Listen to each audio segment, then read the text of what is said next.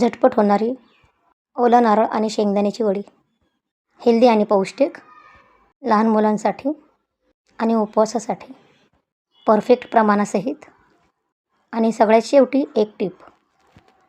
तर चला तर मग रेसिपीला सुरुवात करूयात. तर सगळ्यात अगोदर नारळ किसून घ्यावा.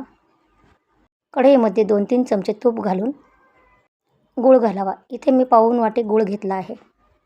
मंद गॅसवर गूळ वितळून घ्यावा. गूळ वितळला की 1 वाटी नारळाचा खीस घालावा.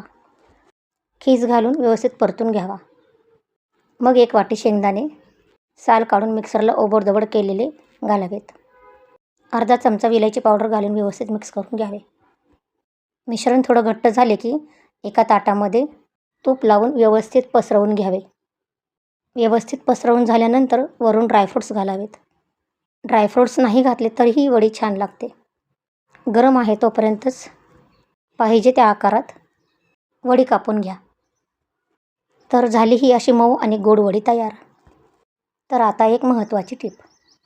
नारळ फोडला की आपण त्याचे काप सुरीने काढतो, नाहीतर मग कलथ्याने काढतो आणि सुरी खोबऱ्यातून निसटली की हाताला कापते.